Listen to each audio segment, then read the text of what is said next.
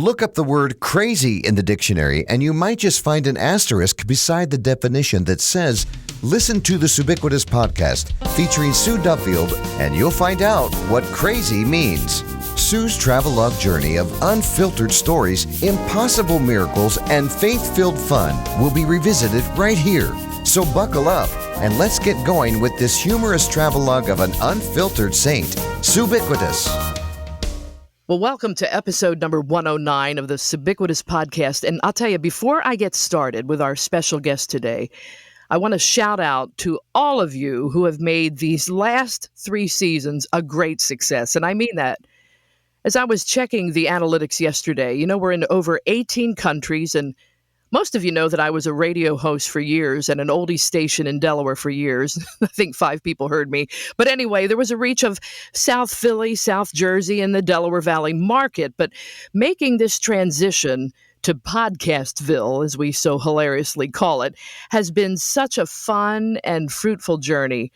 So again, I want to say thank you for taking this amazing walk with me. And I promise that each week, I'll continue to bring you relational, spiritual, and crazy smackdown fun on this podcast.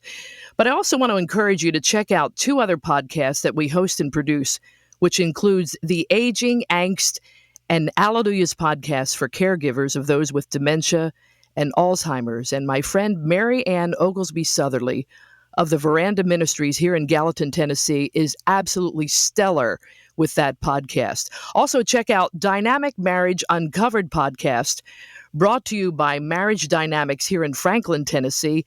They are just a few new podcasts coming that we'll be hosting and producing. We've got a couple more coming, which I'm excited about. So be sure and stay tuned, and I'll be announcing them as we get ready to launch them. But today's guest is someone, truly, I've always wanted to meet in person. And the irony is we have so many friends, so many colleagues, and so many ministry family people in common, but how we've not been able to run into each other is quite comical, actually. Dr. Linda Mintle is labeled as the relationship doctor with over 20 books to her credit. And I love the ones Living Beyond Pain, a holistic approach to manage pain and get your life back. I love that one. And also, We Need to Talk, how to successfully navigate conflict, which will be our discussion today. My new friend, Linda, it is a blast to have you here today. Well, thanks, Sue. And you need to say it since you were in the New Jersey area. You need to say, we need to talk. We need to talk. That's right. That's right. You know what? The truth, I don't know if you know Marie Armenia or not, but she actually should write a book, and she's from Brooklyn. And I tell her all the time, when we had her on the podcast, we called it Talking. But later, when I wrote it out in the actual description, I did spell TAWKING. We were talking. That's right. We need to talk. So tell me, why is it we've not been able to run into each other? I mean, we know some of the same people. I don't know why that happens like that. Because you're wildly popular and a comedian and all these good things about you. Wow. And, I'm this serious academic who's meeting with patients and, in these very serious circles. So you used a very big word, though, at the beginning of this. I was very impressed. What was the word? Do you remember what it was? I can't remember now. I'm that old. I don't remember what it was. But I know. It was one of those academic words that we like to use. So gosh, I got to know what it was. And I have to go back. It wasn't ubiquitous, but it was something like that. You said anyway. Oh, neat. Well, you never know. I steal things from people. You know how that goes. But so you're reading. At some lake. I'm, reading journals about research and transcranial magnetic, imaging and all kinds of stuff. So it's probably why we haven't met. I know. I'm not hanging out at the right coffee shops. No, I know, but I have followed your profession and I've followed your ministry because that really is what it is. And I've watched you, I've read your books. We've talked about you. I even go back to the days of Evangel College in Springfield, Missouri, which I know I almost went, by the way, to college. So had I said yes to that, I probably would have known you since I was 18, but that didn't happen. Oh, well. Yeah, so instead of yes to the dress, yes to the college, and then we would have been we would have probably met and been great friends. I know. So here's the cool thing. All right, so you're immersed in all of these, research books. What does Dr. Linda do for fun in the summer, though? I got to know that from the beginning. Well, it's been a little cramped because my go-to is always traveling. So I love to travel to different countries, different places. My favorite place in the whole world is Italy. And, Mm. I would love to go back, but my husband is insistent Spain is our next destination. So it's been hard to travel a little bit with the pandemic and everything, but I love sports. I'm a sports person. I was actually a cheerleader in college, and I met my husband who was a soccer player. So it's a real corny story in terms of how we met. But I love sports. I'm a big Michigan fan. That's where I'm from. Actually ended up going back up to school in Michigan. And so we have big family reunions at the big house every year, and like to have a good time. I'm a youngest, Sue. I like to have Oh, fun. wow. That's what Wow. youngest are all about. So that birth order thing does work, right? Well, I don't know. I don't know if it's scientifically that much, but I do know that youngest are the ones that like to have fun. So I married an oldest who's highly responsible. And so we get along really well. I bring the fun, he brings the responsibility. There you go. I love the blend. I love the blend. I did read a meme the other day. It says a successful relationship is when one is normal and one is crazy. So, Those are the youngest fun people, probably. that's probably true. Well, the book really does stand out, and it is one that just has been incredible for a lot of people. And especially, we're just barking at each other. I mean, seriously, we were in conversations a few weeks ago where everybody's just doing this talking head thing about everything political. Really just discouraging to watch even Christians fall into that trap of not communicating. So tell me a little bit about that book and why you wrote We Need to Talk. Well, a lot of it came from clinical practice because I do a lot of couples work, and we have a number of people who really struggle in their relationships just to have a conflict conversation. And conflict is normal. It's a part of our everyday life. It's a part of every relationship. And what I noticed in practice was that there really was a difficult time for a lot of couples and knowing how to bring up a problem, knowing how to fight fairly, knowing what the rules of engagement are when you're talking to another person and you are in a conflict. And then, of course, at the time I wrote this, I was never anticipating how the culture would become so canceling of people who just have different ideas. The whole idea of conflict is that you have a difference of opinion or a different view on something, and you come to each other together to dialogue, to be civil in that conversation, to keep the atmosphere of that, calm and not escalating to a point of where things are really getting angry, because then all communication shuts down when people get angry. So I thought it was important for couples work. And then I realized how difficult it is to have a conversation at your job or now on social media or in the culture at large. It's been very disturbing how if you don't agree with a certain position or an ideology, people just shut you down and they don't know how to have those really critical and crucial conversations that are necessary in intimacy and in all our relationships. Maybe it's just my opinion and maybe it's my delusion, but it feels like this is something that I don't recall when I was being raised in the 60s, when I lived on a street filled with Republicans, Democrats, Roman Catholics, Pentecostals, Baptists, yet we all came together, and I don't ever remember the dissension like we have today. I'm reading a really great book right now called Awake, Not Woke, by a woman named Noelle Marin, Mering. Yes. And she goes through the historical birth of how we got to where we are now, where people are not talking to each other anymore. And it's become much more of a cancel culture when you have a divergent opinion. And what she highlights in that book as she's going through it is that the whole movement towards more of and I don't want to, I'm going to bore people and put them to sleep with the whole idea of Hegel and Marx and some of these philosophers that came before us. But as postmodernism entered into our culture in a more specific way, words are used as weapons, right? So anytime you have a difference of opinion with people and it doesn't match a narrative that is being put out in the culture, then people tell you that you're a hater, you're a bigot, you're somehow discriminatory or you're a racist. So it shuts down all communication. So there is a real move, I believe, and I see it every day in our culture, that if you don't agree with the narrative that is put out into the culture by social media, by politicians, then we have become so angry and so upset. There's no dialogue with it anymore. And so we've moved from this willingness to find common ground now into constantly being offended. The whole idea of this ideology that's in our culture right now is that there's an oppressed and an oppressor. And so there is no move to reconciliation. There's no move in forgiveness, all the things that are very important from a moral and a virtue point of view. It's a virtuous thing to want to reconcile with people, to forgive people, to not hold on to offense. It's certainly part of the spiritual culture that you and I have been raised in. Right. And when all of that goes by the wayside, then what you have is people constantly angry, looking to be offended, not really having the tools to deal with their differences because they're not encouraged to find common ground. They're encouraged to divide and separate even more. And that's the whole business of identity politics. And again, all the things that people could yawn hearing about.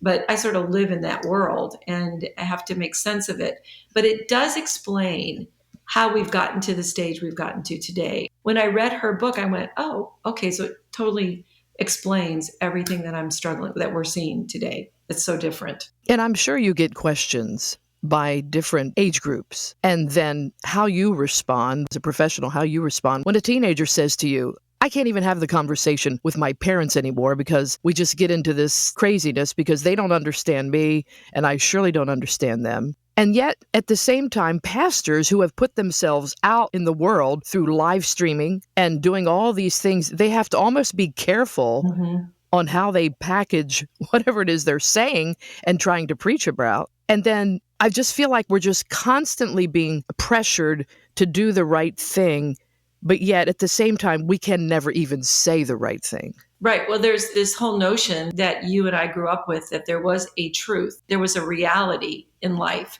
So when you see a biological man and a biological female, we consider that a reality, right? But today, with the influence of postmodernism, everything is relative. So when you heard this phrase, my truth, and this is what makes people so upset is, well, that's your truth, but it's not my truth. And how dare you try to tell me how to live my life because your truth is not my truth. So there is the lack of a common ground of what is truth. Now, in the church, we believe that the Bible is our truth, that Jesus is the truth, right? He says he is. He's Amen. the word. He's the truth. And we believe that that truth will set us free. So there is a common bound. And this is why the body of Christ is so important, is because we have this commonality. Our identity is first and foremost in Christ, and we believe in the authority of that scripture and word. But there are many, many people in our culture who don't hold those views and don't see it that way. And so they are ready to tell you, well, keep your truth to yourself and don't tell me about that. Or when you say that, that doesn't line up with my truth. And so I'm going to cancel you, or I'm going to come after you because you're saying things that offend me. Right. That is the biggest shift that we're seeing. But we have to be, very clear, I think, that there is a truth that we believe in that is something that we find common ground with all people from all tribes and all different backgrounds that we hold together. And I think part of what you saw, Sue, that I saw in my neighborhood growing up was that there was still this common belief in basic Judeo-Christian values. And our culture is moving further and further away from that, which is causing all this dissent. Right. And it's making a lot of people upset. Yeah, all of what we teach in couples therapy, I would like to teach in the culture, because what we have to do to make two couples talk to each other and listen to each other, two people can't be in an intimate relationship and say, well, that's my truth. Well, that's my truth. Well, good luck with that. You might as well just be by yourself and go live somewhere where you can just be alone, because you have to work with how each other is feeling, thinking, believing. You have to come together on that, right? And the way you do that is to do exactly the opposite of what we're seeing in the culture. And that is tough, hard work, but you're absolutely right, because respect is such an important thing that I don't think is there anymore. Yeah, and listening. And so the very first rule in couples work when you have a conflict, or this could be with your boss or any place. So we know that when we get really upset and maybe we've been hurt by something someone has said, or maybe we're angry about something, or we feel like we're the consequence of an injustice. So those feelings are very real, they're very important. But when your feelings are intense, there's a part of the brain that gets activated that takes the thinking part of the brain offline. And so when you're so upset, you do not think, and you do not listen, and you do not hear what the other person is saying. So part of all of this cultural stuff we're seeing is people are constantly revved up. They're constantly upset. They're constantly angry over something.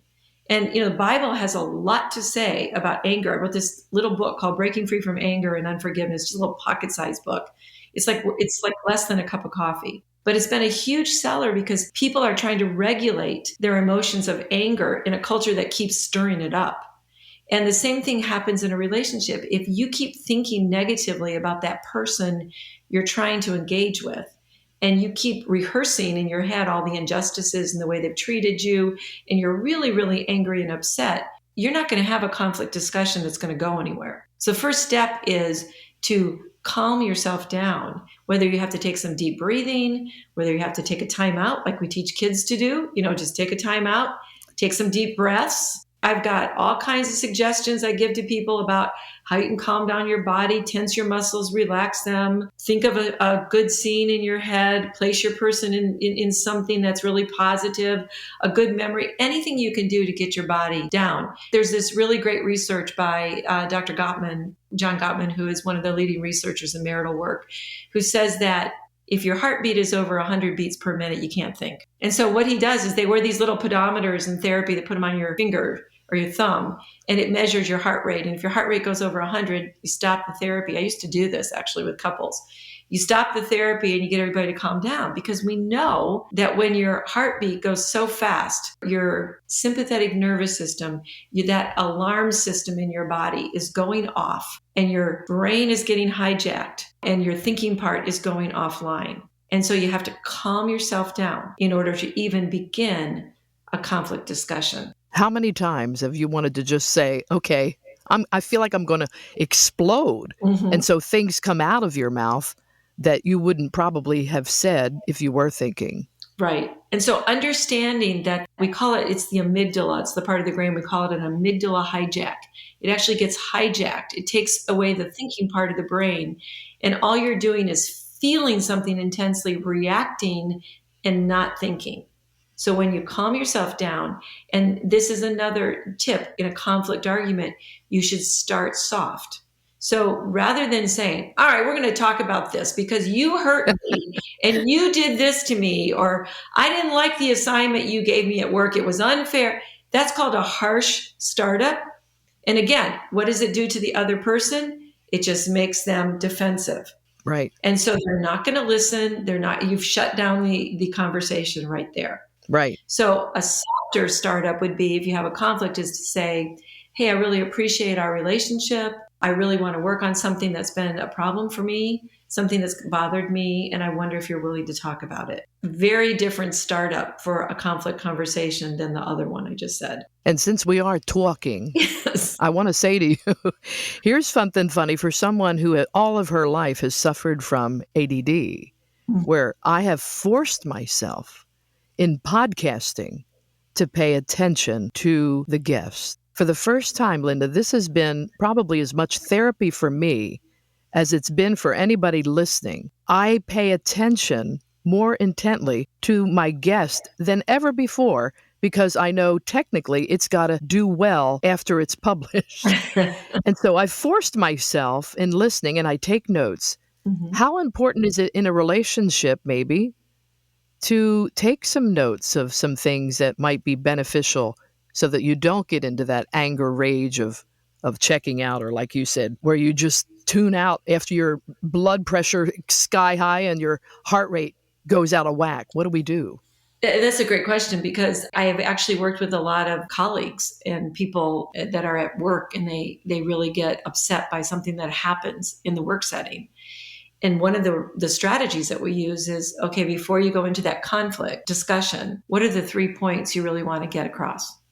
What are 3 things that you need to tell yourself that these are my 3 points? Because often when we get into conflict conversations, we do what we call in marital work, throw in the kitchen sink. We bring up everything from the past, everything that we can think of. Well, back when you assigned that task to so-and-so, and we get off the beaten path. And then things just go very poorly. So if you think ahead of time, what are my 3 points? And then you look at your notes in the middle of that conversation, or you say, I've just got some notes to try to keep me on track. So again, make it about you. And then if you're listening and you want to address something, but you want to be careful and really listen, you can say, I'm going to just take some notes and write it down. The 25 years that I did therapy, I used to have a notepad in front of me, and I would always tell my clients, you know what you're saying is really important. I want to make sure that I get it. I want you to know I'm really listening. I am going to jot down a few things just to remind myself. And then at the end of the session, I used to hand my notes to the patient and say, I just want to show you what I wrote down, so that they don't think I'm writing, all kinds of interpretive, weird, shopping list. things like, I got to check that person later so they could see that. So it built trust. Right.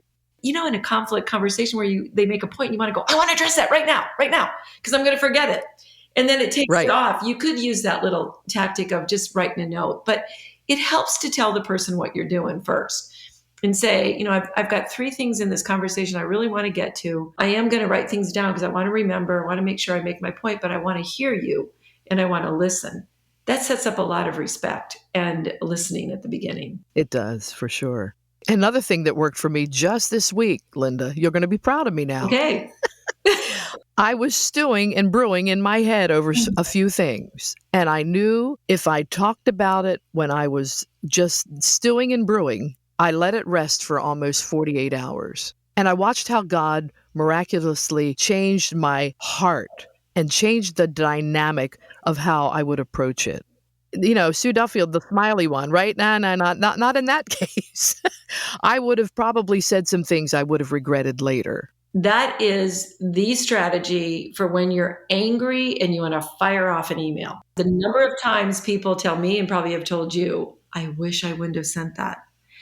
I try to now do 24 hours. If I'm really upset by something that happens, I will write my email, not send it, put it in draft, think about it, pray about it, look at my motive. What's my heart motive on this? Do I just want to lay the person flat? Probably not the right motive. Or do I really want to solve the problem? Which is a better motive, right? So right, that's right. Yeah. So then I will go back and reread it. And it really is different. My only point on this was to blast the person, not try to solve something. And that's the point of a conflict, right? You want to solve the problem. Now, you can't always solve the problem, but a lot of times you can agree to disagree at the end of the problem, but you do want to try to solve it if you can. Believe it or not, we got a few minutes left. I can't believe, where did 30 minutes go with you? This is ridiculous. When you're with people that you don't like, it lasts forever. Well, I don't know. Let me see your notes. Did you write that? Oh, wait, let me show you. Look, I'm filled with notes. Do you see? No, get off this interview now. I don't see a note that says that. And I didn't even make my shopping list for Aldi. You'll be proud of me. Hey, I'm winning points. Well, you're so much fun, but don't put yourself in that category thinking you're boring, because you're surely not boring, Linda. And another thing, number 2, before we close out, reiterate again, you said 3 things that are so important in just preparing yourself for conflict.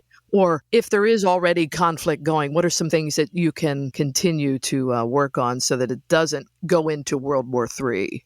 Regulating your emotional state. That's number 1. Making sure that when you do have a time to talk about a conflict, you're calm and you can actually think. That makes a big difference. The second one was to make sure that you start in a soft way, not a harsh way. So don't start with a criticism, which will only make the person defensive, and it will shut down the communication that you're going with. I think the third one is to check your heart. What is your motive for having this conflict discussion? Is it to just have a bulimic moment of your emotions over somebody? Or are you really interested in making that relationship better? Are you interested in coming to a solution, something that you can actually agree on at the end of it? Or maybe it's a conversation that will just be about, we have to agree to disagree at this point. And, maybe we can continue to be civil in that process. That's right. So I think those three things, if you start with those three things, you're probably going to at least set it up to have a civil conversation that's respectful. Well, thank you, Linda. We didn't even have an argument on this thing. I know. We didn't even argue once. We could have demonstrated in live format. I'm told in the world of broadcasting, you got to have some tension. I know, right? Yeah, you got to have a guess where you just have a little bit of a disagreement. You can't agree all the time. Well, guess what? I'm just so grateful. I'm just so grateful that you are helping people, and you're helping students too. Yeah. I mean, you're helping a new generation, upcoming leaders, and it's just a great thing to be able to handle complexities of age groups, but yet teaching them how to connect and teaching them how to talk to each other. We need to talk. Nicely done. You should do the Italian version of that. We need to talk. Oh, God, I don't know why I have to do that. Yeah. So share with us how people can connect with you. How can they find you and all that kind of good stuff? Easiest way is on my website, and it's easy, drlindamintle.com, and it's Mintle. So if you remember mental, a lot of times teenagers love to come in and say, I'm seeing Dr. Mental. Not the first time I've heard that, but okay. So it's Mintle with an I. So it's like mint and then LE. So drlindamintle.com. You can connect to my podcast. I do a podcast every weekend on Faith Radio, but you can find it on iTunes and all those platforms where you can find me too. So all of the information is on my website. That'd be the easiest way. Well, Linda, it's been a joy, and it won't be the last time, I promise. Okay. If you'll put up with me, I'll put up with you. We'll have you on again. Is that a threat? Are you trying to get a good show? Attention here. Stay tuned for what Sue Duffield might do to Dr. Linda in future shows. Well, thanks for tuning into episode number 109 of the Subiquitous Podcast. Get on her website, drlindamintle.com, and you'll find out everything about her books and all of her podcasts. There's a great voice that's changing the lives of people. Thanks again for listening, and you can also get on SueDuffield.com. We promise we will see you next week.